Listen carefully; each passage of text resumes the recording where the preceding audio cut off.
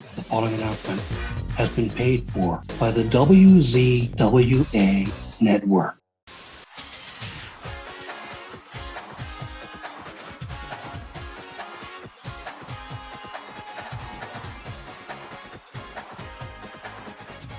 Hello, everyone, and welcome to the WZWA Network, and welcome to the second annual WZWA Network Awards for Outstanding Achievement in the Field of Excellence of Professional Wrestling in 2022.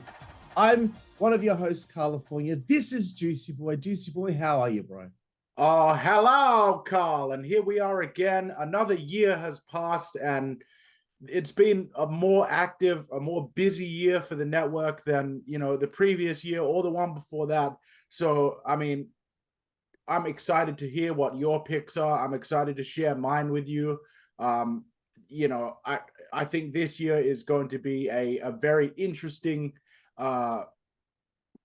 thing to compare to the previous year's awards when this is all said and done.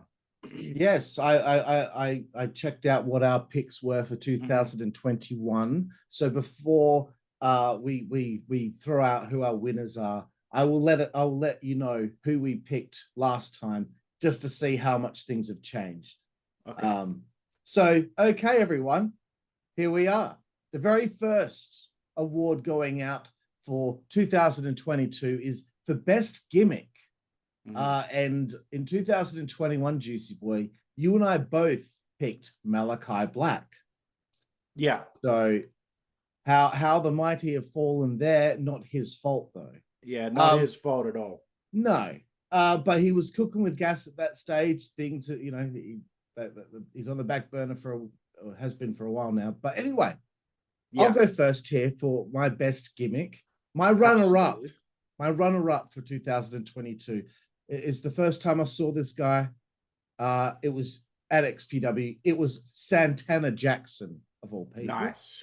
But my choice for my winner of Best Gimmick for 2022, the one and only AT. AT, how you fucking doing, Tom? AT. Oh, T. Hey, oh. Hey, Tony Tony. D'Angelo, bro. Tony D'Angelo from NXT. I just think the best gimmick in wrestling, it's a real gimmick. We haven't seen kind of real gimmicks like this in a while. And, they started bringing things out like this, that year. So I really think Tony D'Angelo, for his work in NXT, deserves my award for best gimmick. Jooseyboy, your turn. Interesting pick. I'm a huge fan of Tony D'Angelo's work as well. All right, runner-up for my decision for best gimmick of 2022 was Convict Dominic Mysterio. He's been inside. Being inside changes a man. He's seen some stuff. I'm such an idiot. Call me Captain Idiot. Captain Idiot. Captain Idiot. But my winner for best gimmick for 2022 is none other than the legendary MAGA Butcher, also known as Necro Butcher. I just think it's been a resurgence for Necro Butcher's career. He's having a blast doing the Trumpist gimmick, obviously, and we're all having a blast watching it. So, and he's committing to it as well. He doesn't give a shit what people think. So, I couldn't look past it. Very good choice there, bro. Okay, moving forward. Number 2, worst gimmick for 2022. In 2021, I selected the Jurassic Express from AEW, and you selected Cody Rhodes.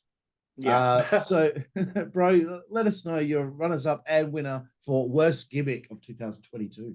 All right, worst gimmick of 2022, guys. My runner-up, I chose Kip Sabian and his annoying paper bag gimmick. You mean is it a box? It's a box, right?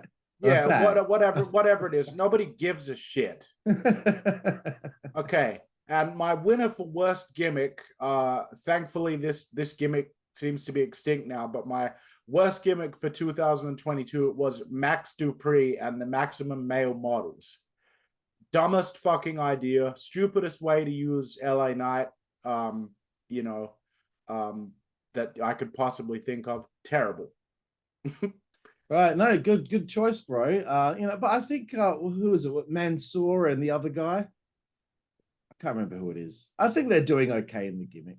But I also selected for my runner-up for worst gimmick. I selected Max Dupree because Nice. it was just insulting. Come on, it's LA Knight, and now look at him.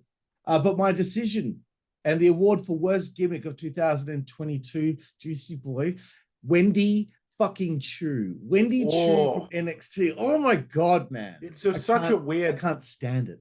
Mm. What were you going to say? It's just weird that she's supposed to be a professional athlete and her whole gimmick is that she likes to sleep. Like it's counter. It's counter to everything. It's just weird. I can't stand it, bro, because every reference, she does an elbow drop and she does that. Like, we get it. You like to sleep. You're in your pajamas all the time. Like, do you ever wear anything else? Mm-hmm. It's just, fuck, man. I think she's awesome. She's a very good wrestler, but the gimmick just grinds my gears, brother. Hate it with a passion. Anyway, let's move forward, bro. Number 3 is for best commentator in pro wrestling for 2022. 2021, we both selected Taz. Mm-hmm. This time in 2022, I selected for my runner-up to be Wade Barrett, who popped me constantly throughout his time in NXT and now on WWE pay-per-view. But number 1 commentator for 2022, Mr. Joe Galli from the NWA. His passion as a play-by-play guy is second to none right now in pro wrestling. I think Joe Galli, he not only knows how to tell the story of what's going on in the match, but also the backing story of what's led to us being at this point with whatever match is going on at whatever point in time. Not only is he good at that, but he just conveys such great emotion, and he pops me too constantly. Jooseyboy, what's your decision on best commentator for 2022? Well, I actually think, as of this year, Taz is still doing tremendous, but my runner-up choice for best commentator 2022 was Caprice Coleman from Ring of Honor. I feel he does just a fantastic job. My winner for best commentator of 2022 is Wade Barrett, your runner-up. I just think Wade is tremendous. He's a former wrestler, but he actually has charisma, and he's not always trying to get himself over at the expense of the show. So really enjoy his work. Excellent, bro. Great choice. Okay, let's move forward. The next one is for worst commentator in 2021 or for 2021. I picked Pat McAfee. I think I did soften on him afterward, but during that time I was not impressed. And you picked Corey Graves. So, bro, your runner-up and winner of worst commentator. Okay, well, my runner-up for worst commentator 2022 is Excalibur. Oh, it's a new Juji Katani double flip. Dude, so fucking annoying. Just do your job, man. You're commentating on a national TV show. It doesn't matter. We don't have time to go into it. My winner for worst commentator 2022 is Corey Graves. Again. He's gone back to back, bro. You're just so shit, dude. Seriously.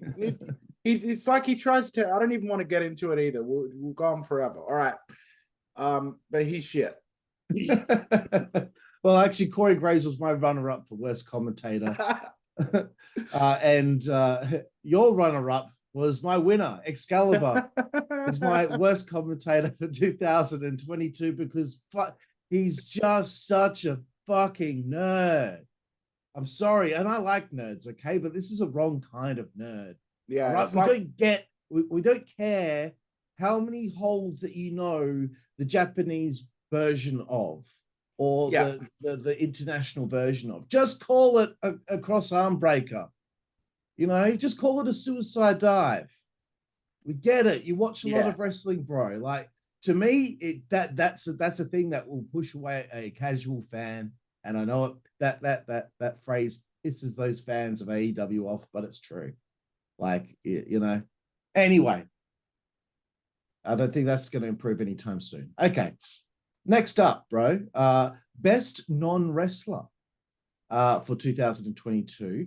In 2021, I selected Don Callis and you selected Paul Heyman. Yeah. So for me, my best non-wrestler runner-up was Paul Heyman. I think he did a great job with the Bloodline this year, or last year, sorry. But my winner is the one and only William Regal from AEW. I thought all the things I saw him do were very good. I really loved seeing him on the microphone.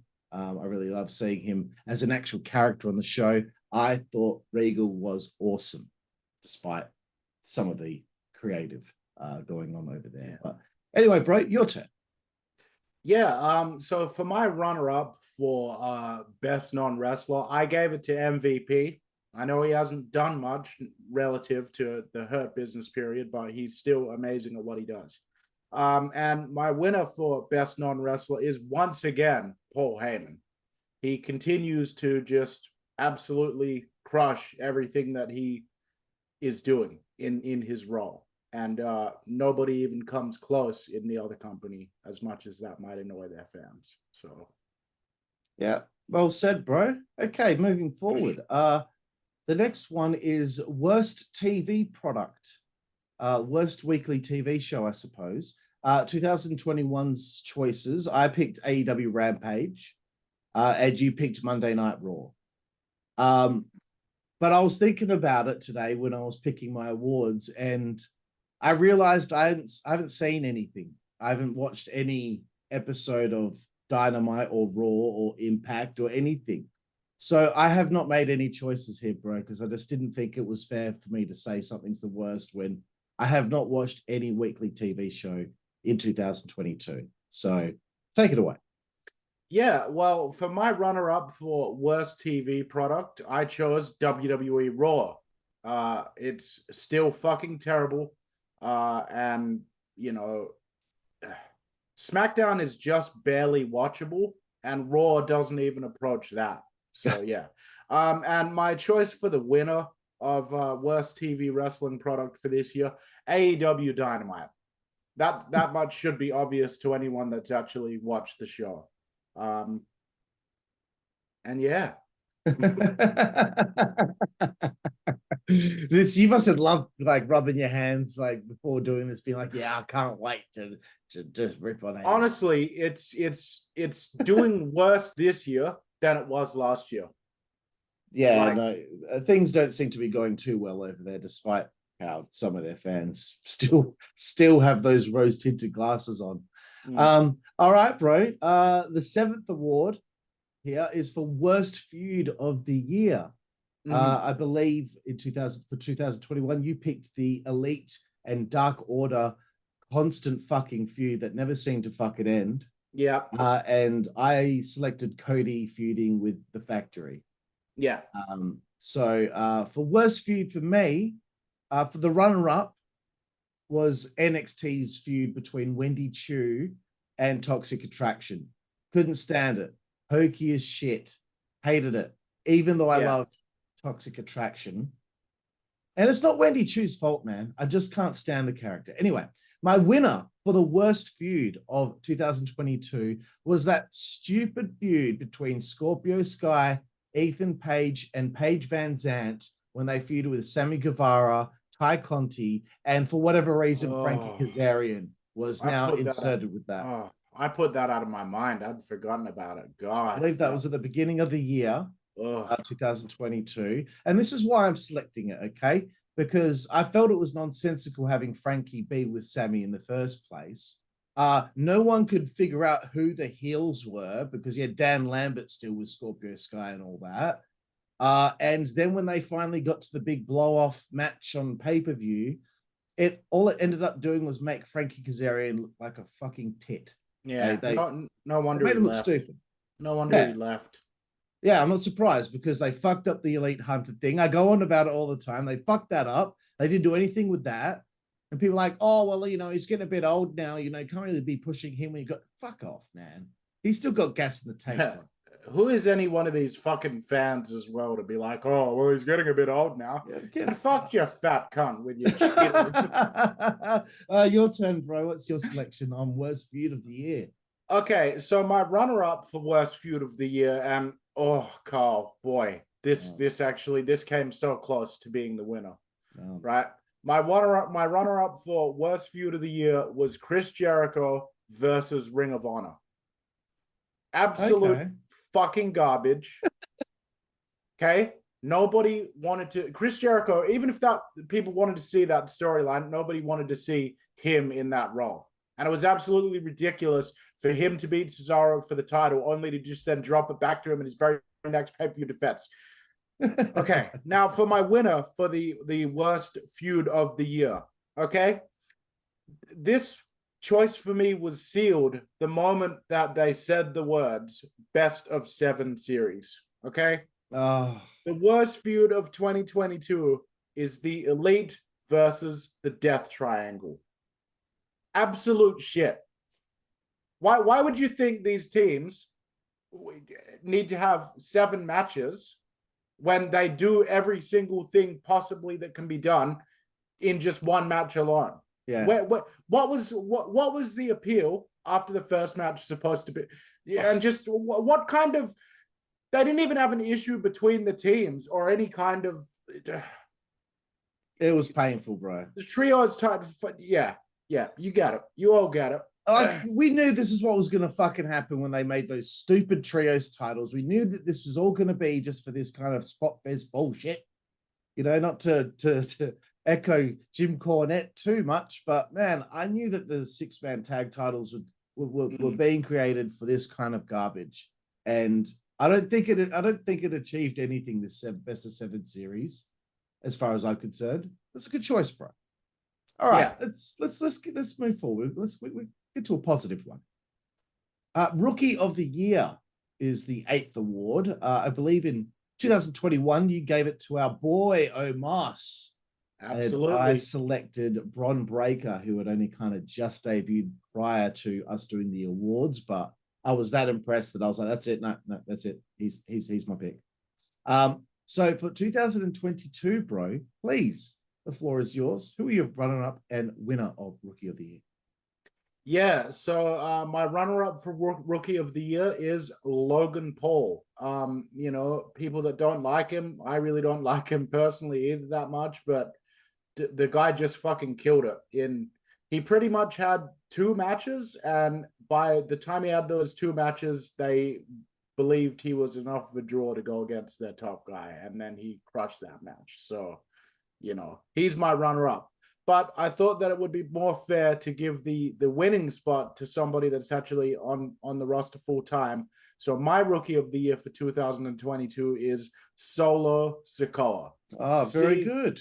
To see where he went from NXT, you know, as kind of the doing squash matches there, and then to where he's come in the bloodline now, it's just amazing. He's really exceeded my expectations for him. Very good, bro. You know what? He should have been with the fucking bloodline in the first place. Like, I'm glad that they corrected that. Anyway, you know, so okay, for my Rookie of the Year, my runner-up, believe it or not, from NXT, Tiffany Stratton, bro. Mm-hmm. I think she plays the character so well. She's such a prissy little bitch. And Bryan Alvarez, you were wrong, mate. You were wrong, you dickhead. Yeah. Thought the character's going to be something like real creepy. Some creepy old man came up with the idea. No, just because she said daddy, you fucking, fuck you. Anyway, but my Rookie of the Year, bro, was Logan Paul. I selected Logan Paul just because, Jesus Christ, man, the guy's had, 3 matches, and he's already putting on matches like on such a high level. I was really impressed with him, despite the fact I really didn't want to like him. Yeah. And here's the thing, ladies and gentlemen, you might think that like we purposely shit on AEW and purposely hate on them. Like, I tried to hate Logan Paul and I couldn't. Okay, so it's proof in the pudding there that I'm not being unfair to AEW or people in it. There's some people from AEW who do win some awards here. Anyway, yeah. speaking of being positive, bro, It's time for worst wrestler of the year. This is a horrible category to put in, but you know, I often complain about people being too negative, and we should push the positive. But fuck it, you know, we're just having fun here. So my worst wrestler in 2021 was Cody Rhodes, and you picked Chris Jericho. Yeah. I guess it's my turn to go first. Yeah. So my runner-up is the NWA World's Heavyweight Champion Tyrus for being so stuck in the mud. I know a couple of matches there with Trevor Murdoch weren't too bad, but for the most part, had a hard time watching him wrestle. I'm sorry, just too slow. But my pick for worst wrestler of the year is Sammy Guevara, because I dislike him not only as a human being, but I think he has a complete lack of psychology. And I think he's in a position that he doesn't deserve to be in, probably because he is, you know, bum buddies with Tony. I don't think he deserves the spot he's in. But anyway, bro, your turn. Worst wrestler of the year. Okay, runner-up for worst wrestler of the year, Chris Jericho. You're still doing terribly. You're still really annoying. And you're not as good as you think you are these days. Worst wrestler of the year, the winning spot though. I gave that to Jon Moxley. Wow. No, seriously, I don't feel like it's a big shock. I don't feel ashamed about it. Like, he fucking sucks. The matches are boring. It's like pulling teeth for me. The promos, I don't buy him about him saying he's going to grind people's bones into dust and shit. They'd be dead if you ground their bones into dust.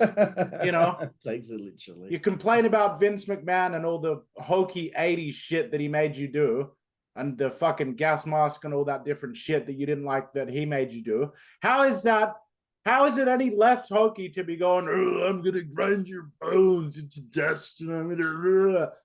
Fuck off.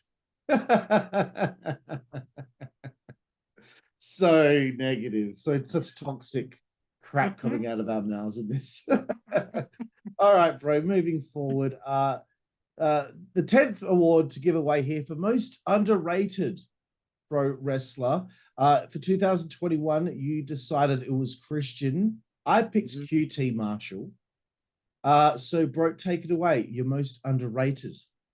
All right, this will probably surprise you, bro, but my most underrated wrestler for this year, I chose Bayley, because she's always, you know, people have known that she's fantastic, but to be honest with you, she's been under the radar, but she's been absolutely destroying it every time that I've, you know, seen her perform. So I felt like she deserves some acknowledgement.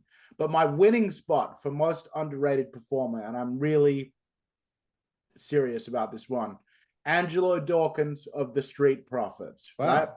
Montez Ford is a tremendous athlete, and he has charisma, and he has a great physique and that vertical leap and everything like that. Angelo Dawkins has trimmed down into the best shape of his life, and he's always been a worker that can move far better than what he looks, and he's been showing more charisma, and he has that charisma and that ability. It just gets outshone sometimes by Montez Ford, but I feel like, you know, he's often unfairly overlooked. But this year, in 2022 in particular, I feel like he really stepped it up. So I wanted to acknowledge that here. Oh, that's cool, bro. A nice, surprising answer there, and a good answer, or good reason. For me, my runner-up for most underrated, because for the longest time I was so bored of him, and then I realized in 2022 how great he still is, Sheamus. But my winner for most underrated from Ring of Honor and AEW, Brian Cage. This guy was off TV for I don't know how many hundreds of days. He finally gets brought back to Ring of Honor, and he finally shows it back up on AEW television. He's putting everyone over. You know, he's not getting any big wins. He's losing to Jungle Boy. Yeah, it's just fuck, man. Like, what a waste of a guy that looks like that, and he's losing to people fucking quarter his size, not even half, quarter, like smaller than that. It's unbelievable. I don't know what they're doing and why they're wasting this guy just because his wife said something about him, the way he was being used in AEW, like, I don't know, 18 months ago, and he's still suffering because of it. Yeah. Christ. Okay, let's move forward, bro. Worst storyline. I think we're getting pretty close to the end of all the negative ones here, bro, but worst storyline. Let's have a look what we picked. You picked the Cody Rhodes redemption story when he pretended to retire after the Malachi Black loss, which is a great choice. And mine was the letdown of the AEW versus Impact Wrestling storyline that I thought was going to happen, but we barely got anything out of. So my runner-up, because it's been, at the time of this recording, 107 days and counting, I have felt personally very disappointed in the follow-up to Bray Wyatt's return 107 days ago at Extreme Rules. I know he's had this thing going on with LA Knight for a little while, but the guy still hasn't wrestled. I don't understand why he would go that long without getting in the ring. But anyway, that's my runner-up. My winner for the worst storyline was how they booked in AEW MJF's return to AEW to win the big chip at the whatever pay-per-view it was. I can't even remember now. But the way that was all put together, how they gave away who the mystery person was within the same show, not getting the most out of it as much as you possibly could, as much they could have done so much with that when he was off TV all that time after cutting that shoot promo. They could have done something huge with this. And Tony, because he can't think any further than just like the most simplest of ideas. He can't think in depth enough because he's not a creative human being. You can't force a square peg into a round hole, okay? MJF's return should have been way bigger, and it should have been in a situation where you're like, is this real? Like, try and keep people guessing. But they just turned it into another boring wrestling angle. Everything was all forgiven straight away. It was absolutely the laziest thing of something that had the most potential. There we go. Sorry for the rant. Your turn, bro. Worst storylines. Okay. Worst storyline. My runner-up was Wheeler Yuta versus Daniel Garcia with their little storyline about who's better and whether pro wrestling or sports entertainment is better. Whichever one of those is better, neither of these guys is who I want to see in this feud. Like, I'm sorry. Talk about taking two of the most boring people currently on the roster and then devoting an inordinate amount of TV time to them. Okay. And my winner for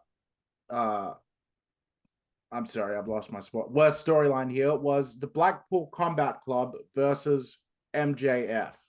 The whole thing with like William Regal turning on the Blackpool Combat Club, and then MJF a couple of weeks later turning on William Regal again, and then that video coming out that William Regal supposedly secretly recorded with the cameraman like several months earlier in case MJF happened to do something to him. Fucking stupid. I didn't know about that. Dude, you should have. It was ridiculous. So he recorded this thing supposedly before he screwed Moxley out of the title at that pay-per-view, and then said, but I know MJF's a shifty one, so he might do something to me. It's like, why would he have that prepared if he's supposedly calculating and conniving and has this big master plan? Terrible, man. It was just, they knew he was leaving for WWE and they kept on trying to fucking make it make sense, but it didn't because it was stupid to begin with. It was stupid. Oh my God, bro. Great choice, man. Great choice. See, like, this is why I don't watch the weekly product of any of the companies at the moment, because shit like that. Okay, bro. Let's move forward. To a more positive one. Best high flyer. I believe I chose Darby Allin in 2021. You chose Dante Martin. Yeah. So who's your runner-up and winner for best high flyer? Well, dude, my runner-up for best high flyer this year, I'm proud to say, is Ricochet. He's really been firing on all cylinders in 2022. His character work's improving. I think he's finally starting to find some of that fire that a good underneath babyface needs. He's had some great matches lately where he's been able to show off the high flying stuff, but it hasn't just been dumb as fuck like, a Will Ospreay match or something like that. So he gets the runner-up spot. What? I don't know. I don't know why. Just out of the blue, you just tear Will Ospreay apart. The award for best high flyer this year, though, is probably going to surprise and annoy a bunch of people, but I chose Logan Paul because honestly, every single aerial maneuver that kid executed in his 3 matches was absolutely tremendous, and it was breathtaking because you found yourself just in awe of it. So people may view that as unfair, but as far as what high flying wrestler impressed me the most this year, I'd say it was Logan Paul, and that's just the way that I feel. Good call, bro. Good call. My runner-up for best high flyer was long-time running X Division champion, who's now got the belt back. The one and only Trey Miguel. I was very impressed with him. The guy has so much control over his body. You got to watch real closely to see all the little intricacies of what he does. It's quite impressive. But best high flyer, I've chosen from Impact Wrestling, PCO. I picked PCO because that old bastard is still doing all this crazy shit at his age. I was always so impressed, and I was always so excited to see his matches. So I picked it because every time he did do something high flying, it made sense at the time. It had impact, no pun intended. I was just impressed with him. So good on you, you old bastard. All right, moving forward. Number 13, unlucky. Number 13 is for most overrated wrestler of 2022.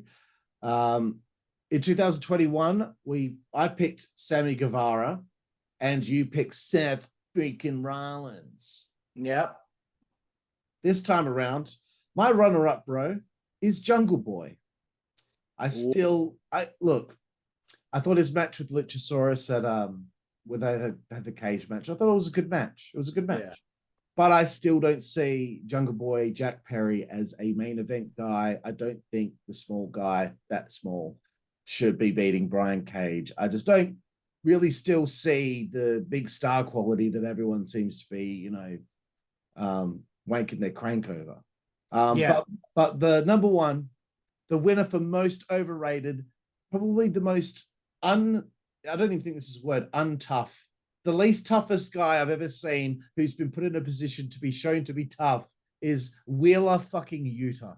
Okay. He looks like he should be a barista making coffees in a cafe. He does not look like a tough guy. You try to make him look like a tough guy with that little, the Miz fan, the Miz's fan, not fan, the little girl that hated him and had that scowl on her face. Yeah. A little girl. That's the look that Wheeler Yuta has on his face when he looks really serious, like he's about to go kick someone's ass. He's not Taz from '96. He's fucking Wheeler Yuta, okay? Yeah. You're not Benoit or fucking Guerrero or Malenko or any of those guys. No, nowhere near it. Stop pushing a square peg into a round hole. Okay, bro, your turn for most overrated. All right. I'm proud to say I'm gleeful in saying this. My runner-up for most overrated is Chris Jericho. I'm not doing it as a joke. Like, seriously. I know. I laugh at your constant hatred of him. That's all. He keeps being presented as this top guy, and he once was, but he's not anymore. And it's really starting to become, sad. But my winner for most overrated, I couldn't go past Wheeler Yuta. Finally, we have the same answer. Pretty much the same reasons that you stated, Carl. I just don't like the look of his little fucking face. And it's like, okay, you can do all this cool technical wrestling. So can 5,000 other guys your age and size in professional wrestling. What else is special that makes you worthy of having? He'd never make it in WWE, man. Not for a second. Oh, you know why he's special, bro? because he had a fake wrestling match with John Moxley where John Moxley did moves to him and he kicked out of heaps of them and he was bleeding. So suddenly he's they made a star out of him. No one knows who he is still. Well, you mean John Moxley, like the worst wrestler of 2022? John Moxley. How could somebody so shit make a star? That doesn't. That's illogical. The man has a family. Yeah, all right. And they're living very well. He gets paid very well. All right. Number 14, bro, is for Best Brawler. And we both selected in 2021 Eddie Kingston.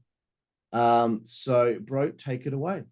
Yeah, my runner-up for Best Brawler this year, Sheamus. Boom. Come back to form. The match against Gunther, fucking boom. The matches against Drew McIntyre, fuck yeah. So well done to him. My winner, though, for Best Brawler is Kevin Owens, who I really think ever since not the feud itself, but since he actually had the match against Steve Austin at WrestleMania, Austin successfully helped bring him to that next level, took him to finishing school. And now I feel like, for me, Kevin Owens is that brawling badass part of the show on TV. So I like it. Good choices, bro. For Best Brawler, you know what? I went kind of outside the box for this one. My runner-up is the XPW Heavyweight Champion Masada. And look, I'm not going to get into it, but he's innocent. Okay, I know for a fact. But look, the guy has a plethora of different styles that he can do. He can do high flying, he can do death matches, he can do brawling, he can do technical. The guy is very well rounded. He's a hybrid of all wrestling styles, but he's done a great job as a brawler for 2022. But my winner for Best Brawler is again from XPW. It's the XPW King of the Deathmatch Champion. No God, only Schlack. I think he's been great, bro. He's been great. The meat grinder, every time he storms out there, it's like the energy changes in the building. I think he's now got the record for the longest reigning XPW King of the Deathmatch title. I think he's done a tremendous job and highly underrated. So, bro, your turn. Best Brawler. No, you already did that. I already did. I was going shit. Sorry. It is kind of hard to follow. This whole time I've been like, have I already given my answer? Yes, I have. Okay. Yeah. Fuck, it is hard. Okay. Number 15, bro. Best technical wrestler. Okay. What did we give? Sorry, in 2021, we gave Jonathan Gresham. You gave Jonathan Gresham, and I picked Josh Alexander. Yeah. Nice choices. This year, 2022, best technical wrestler, runner-up, I gave it to Jonathan Gresham. I think he very well may have been the winner this year if it wasn't for the way that fucking Tony Khan fucked up his ROH title win, and then because he dared complain about having to lose to Cesaro in a bullshit way in the opening of this show. After carrying, I don't even want to go into it. It's just bullshit. I know, but he's the runner-up for the best technical wrestler. The winner for the best technical wrestler this year was Dax Harwood from FTR. Oh, very good. For those that get the names confused, Dax Harwood is the bald one. Currently the smoothest worker in the business today, in my opinion, right now. Very nice, bro. I love when you're just. I knew that you were going down that road because you started to grit your teeth and you started to talk through your teeth because fucking Tony Khan. So my selection for runner-up was also, sorry, no, I've read the wrong list. My runner-up, for best technical wrestler is Gunther.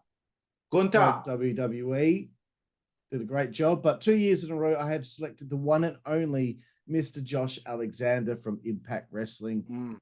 The guy is like a more muscular Kurt Angle. And I think that's probably the biggest compliment anyone could be paid is to be called another Kurt Angle. But I honestly think if Josh Alexander against Kurt Angle in his prime, if they had a match, that would definitely be, oh my God, that has to be 5 stars from my God.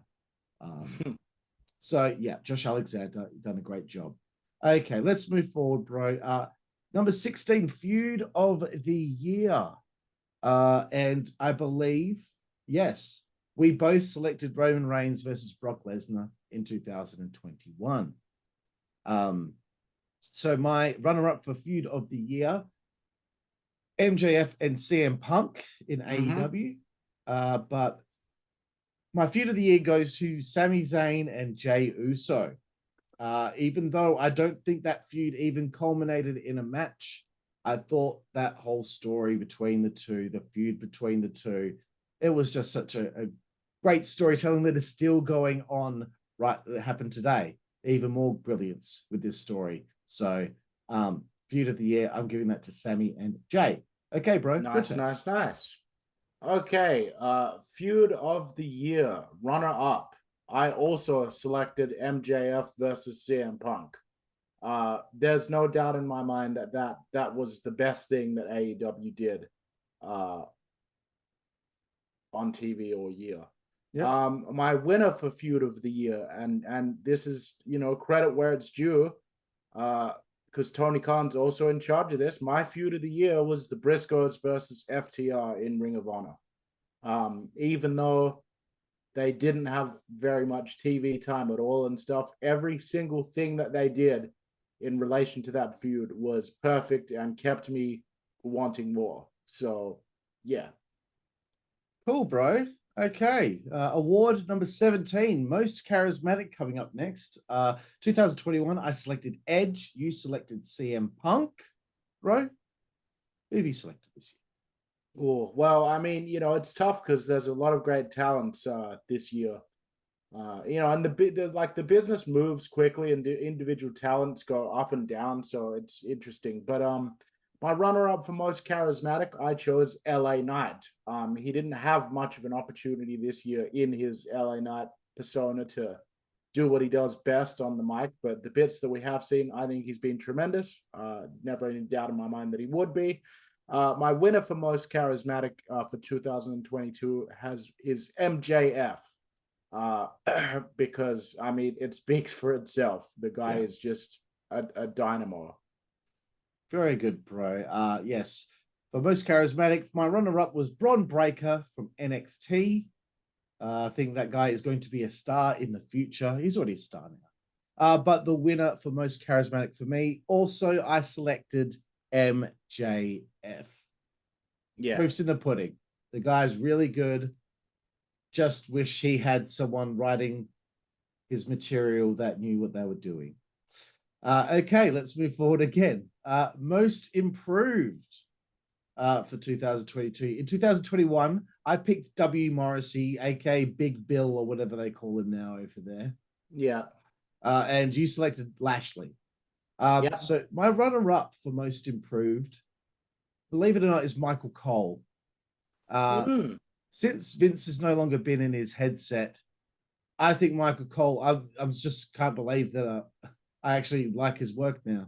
I hated on him for so long, and now we know what the problem was. But the winner for most improved, Dominic Mysterio. I have to go with Dominic, man. The guy as a performer has just really stepped out from his father's shadow. As a character, he's done such a great job. I can't wait to see where all of this leads to. But honestly, I used to be like, oh, I'm so bored of Dominic. I'm so bored of him.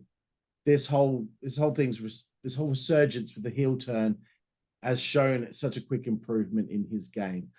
Your turn, bro, for most improved. Yeah. So my runner-up for most improved, and I know this is gonna piss some people off. But I swear to God, I'm not doing it to be a troll. I really feel this way. I chose Omos for my most improved. Mm-hmm. A lot of people have really been trashing on him. I feel like he's been showing enough improvement to justify sticking around for a bit longer. Yeah. I really enjoyed his big man match in Saudi Arabia as well, even though it was quite basic. But my winner for most improved, along with yourself, is Dominic Mysterio. You know, being inside, it changes a man. And Excellent, bro. yeah, so yeah, he's killing it, as you said. So Yep. he gets that award this year from me. Yep, cool, bro. All right, moving forward for a very big one here. So 19th award we're giving out for pay-per-view of the year, or PLE of the year. What have you got there, bro? Oh, sorry. All right. We also, by the way, in 2021, we both selected AEW All Out, believe it or not. Okay. Well, this is difficult. The pay-per-views, because I don't really feel like in 2022 I was fully blown away by any show in terms of a 9 out of 10 or 10 out of 10. There may have been a couple of shows I gave that rating to, but there was nothing that kind of is a must rewatch event that I can really remember.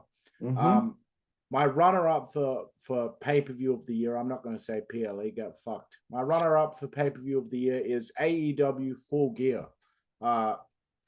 Prior to the whole debacle that later occurred with the press conference and stuff, and with the exception of a couple of other things, I thought that was actually a very strong show. It's just a real shame that it later resulted in fucking where we ended up now with AEW. So that was my runner-up. And my winner for pay-per-view of the year for 2022 was last year's WrestleMania. I mean, fucking Cody Rhodes coming back, incredible match. Stone Cold Steve Austin coming back, wrestling a match. Really enjoyed that show. I thought it felt like a WrestleMania. So I'm giving it to him. People can call me an E-drone all you want. You can eat my asshole. Nice, bro. My runner-up for pay-per-view of the year was WWE Clash at the Castle. Yeah, good show. Very good show. I really did enjoy that. I believe I gave that one an 8 out of 10. But the only pay-per-view I believe I gave a 9 out of 10 last year was early on in the year, and I've been telling people about it all year, that Impact Hard to Kill 2022 was the best pay-per-view I saw that year. That show felt like a WrestleMania, despite it being in a smaller building and it being Impact Wrestling. Just the way all the stories had lined up for that show, the way everything was booked, the different flavors and different kinds of matches. You got a little bit of this, a little bit of that with everything.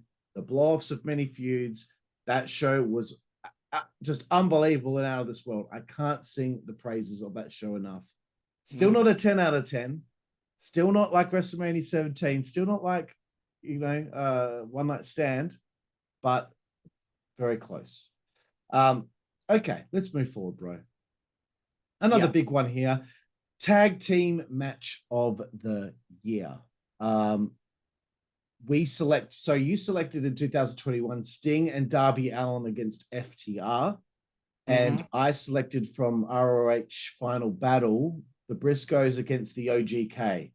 The final ROH show before it got ruined. So, bro, I'm gonna let you take this away. Tag team match of the year. Okay, so my tag team match of the year runner-up for 2022 was FTR versus the Briscoes, number 1. So that's the first match that these two teams had. Yep. I believe it was Death Before Dishonor. I think Supercard of Honor. Supercard of Honor, that's right. Yeah, so that's the runner-up for tag team match of the year. And my winner for tag team match of the year, and this shouldn't be a surprise to anyone with a functioning brain, was the Briscoes versus FTR in the dog collar match. Yeah. One of the best tag matches of all time. I don't think that can really be disputed. It was just incredible.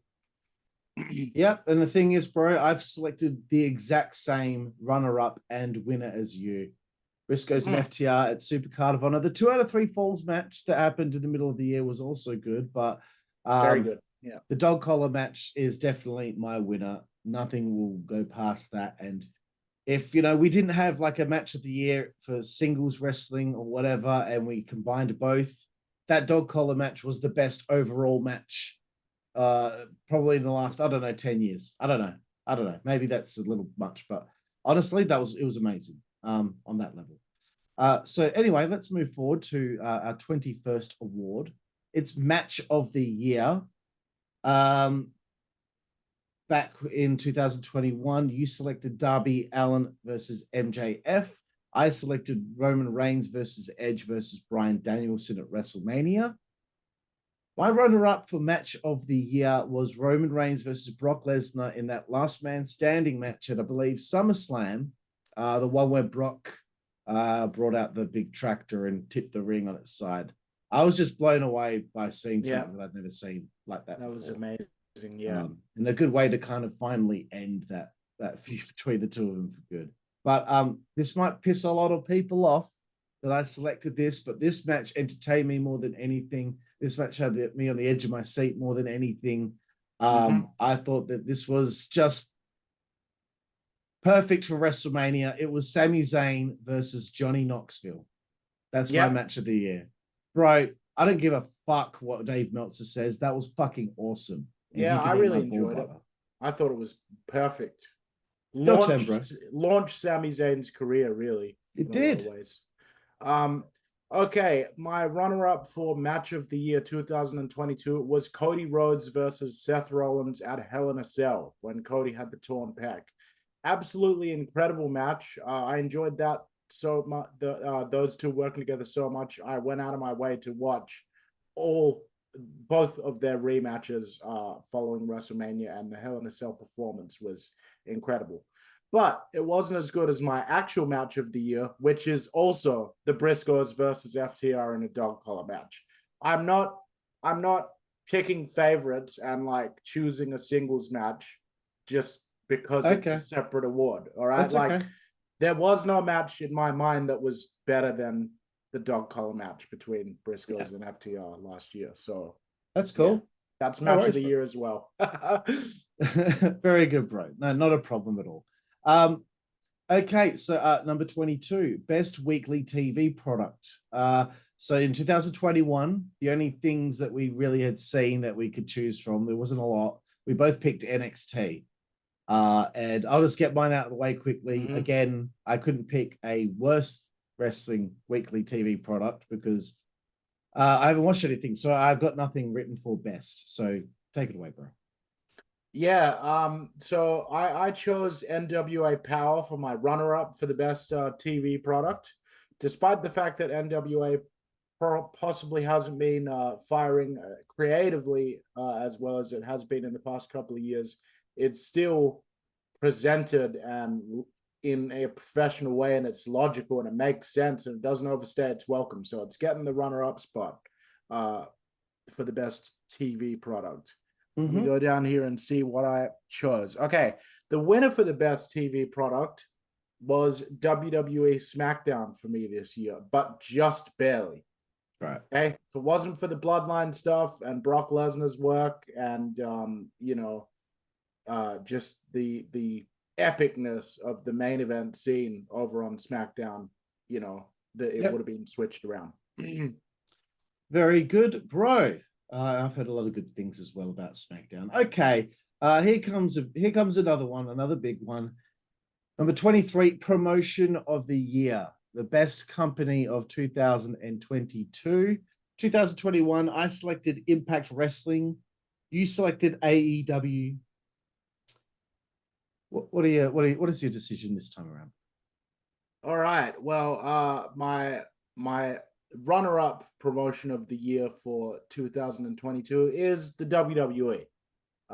Pretty much Clash of the Castle onwards, they dominated the rest of the year as far as being the top major promotion. But my winner for promotion of the year, I gave it to NWA again. Because I feel that NWA, while it is also probably the smallest of any of these promotions we could talk about, it's the most I feel like it's the most composed. It's put together. It knows what it is, and it doesn't try to reinvent the wheel. And the details are important on it, and that is why it gets the winning spot. Very For nice. promotion of the year. Cool, bro. My runner-up was very close to winning if their second half of the year was just as good as the first half of the year. Impact Wrestling is my runner-up. And I'm picking this one for my promotion of the year, and I don't care how much it annoys anyone out there or they're disgusted by my choice. This is a company that when I watch the product, I don't know what's going to happen next, and it shocks me. I've picked Extreme Pro Wrestling XPW. Thank you. Don't give a shit. I don't care if anyone's annoyed by that. Okay, let's move forward, bro. Number 24, best interviews / promos in Fuck off. 2021. I selected MJF. You selected Eddie Kingston. Yeah. So I guess I'll just run through my picks here. Runner-up Enzo from MLW. Still got it. Still on fire.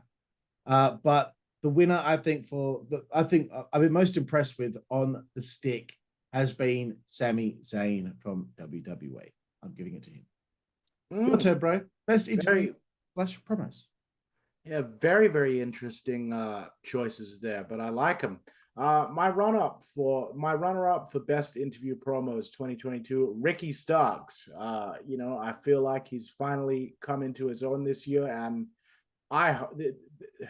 he better be built as one of the 4 pillars of AEW. Take Jungle Boy out of there. He ain't a pillar. Ricky Starks needs to be a pillar. It's nothing against Jungle Boy, but Ricky Starks is a star in the making, and his mic work proves it. But he's not as good as my winner for this year, which once again is MJF. I think that MJF has just at this point, as of this 2022, has become the best on microphone worker in the business. And I go out of my way to watch his segments, even though I don't like AEW's product overall. So that should say something about how good he is on the mic. Very good, bro. Very good. Sorry, just checking something quickly. Very good. Okay, moving forward. For me, sorry, not for me. The next one coming up, Women's Tag Team of the Year. 2021, we both selected Toxic Attraction. Absolutely. But bro, fire away. Who's your Women's Tag Team of the Year? Okay, so there's no runner-up for me in this category because there's not enough teams that are interesting to warrant it. And my winner for Women's Tag Team of the Year is Toxic Attraction again, because they still continue to be the most cohesive and interesting female tag team unit in wrestling today. Very good, bro. My runners-up were actually Toxic Attraction. Because I wanted to give this award to a team that I was very impressed with over the NWA. The NWA Women's World Tag Team Champions, Ella Envy and Kenzie Page, Pretty Empowered. I've been impressed with their run as heels over there. I just felt the need. You know what? They deserve it. They've done good. Okay, moving forward. Number 26, Men's Tag Team of the Year. In 2021, we both selected FTR. This time around for 2022, I have selected my runners-up to be FTR, but my tag team of the year, and I would have said this prior to the recent tragedy, no doubt about it, they were my favorite tag team, the Briscoes. Yeah. Every time I watched them, it was like, what's going to happen this time? It's unpredictable. I love that nature about them. Your turn, bro. Men's tag team of the year. Amazing choices, bro. It's actually the reverse in this case. My runner-up for tag team of the year was the Briscoes, only because they just don't get the opportunity to work as frequently as FTR does. because FTR has got a bit more exposure and prominence at the national level. And my winner for men's tag team of the year, of course, is FTR. But really, it was a toss-up between these two, and it was kind of either one would be an acceptable answer, I think. Yeah. I think so too, bro.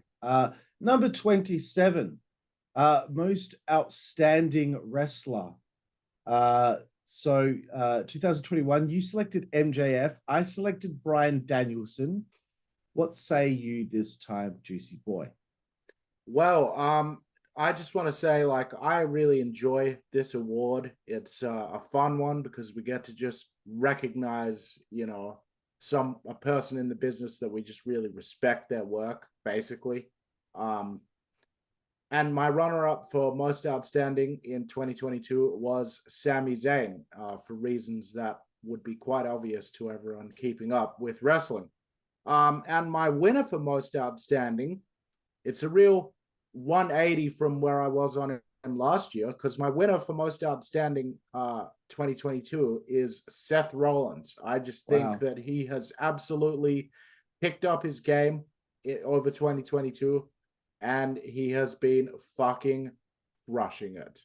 And just the perfect person to bring back as Cody's first opponent, returning to the WWE. I dig it, bro. Very good. He has done very well. I've noticed that I don't hate him like I used to. My selection, my runner-up is the NWA World Women's Champion, Camille, because I feel like every NWA pay-per-view, she stole the show. And there was a lot of suspense that had me on the edge of my seat every time I saw her wrestle. But most outstanding wrestler, because I've seen him in so many different stipulation matches this year, violent situations, technical situations. I'm going again with the one and only Josh Alexander from Impact Wrestling. Okay, number 28, bro. It is the Women's Wrestler of the Year. We've only got 3 to go now. I believe in 2021, you selected Mickie James. I selected Camille. This time around, my runner-up is very underrated, currently not employed by anybody, but had a hell of a run, brother. Mandy Rose. Killed it in NXT, and she does the running knee better than Kenny Omega does the V-trigger. But the Women's Wrestler of the Year, obviously it's Camille. Obviously I'm going to pick her. Number 1. She's number 1. My queen. Camille wins Women's Wrestler of the Year because, as I stated before, when she was runner-up for most outstanding wrestler, every match, suspense, had me on the edge of my seat, stole the show. Sorry. Too impressive. Okay, bro. Your turn. Women's Wrestler of the Year. Jeez, man, paint yourself yellow and move to Springfield because you're a simp, son. That's shit. Fuck you. Yeah, I know, it's awful. Because you're a simp, son.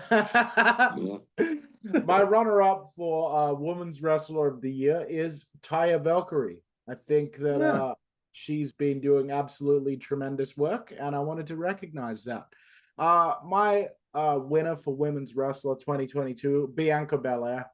I just think that she is brimming with charisma and positivity, and she's such a fantastic fucking athlete. And just for somebody that wasn't a wrestling fan before they were given the opportunity to do this, she has absolutely embraced it. And,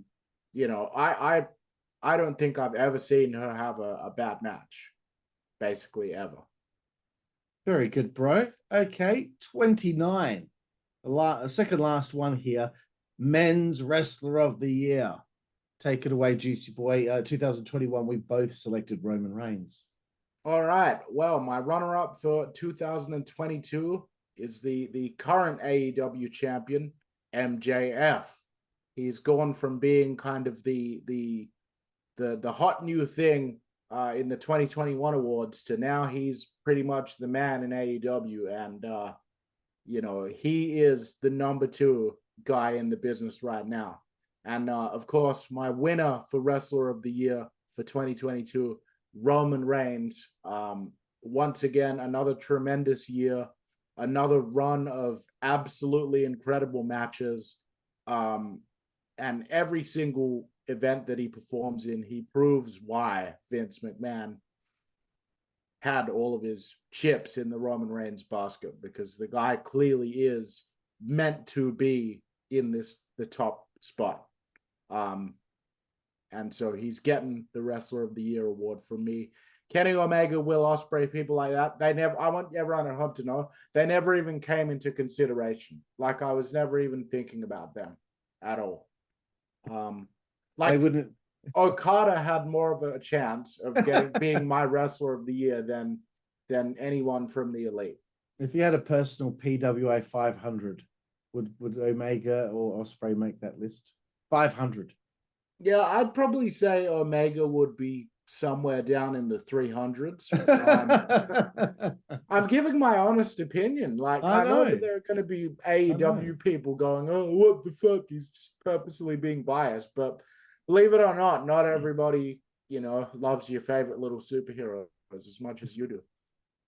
Very good, bro. So I'm echoing your sentiments for Men's Wrestler of the Year. My runner-up was MJF, and my winner was Roman Reigns.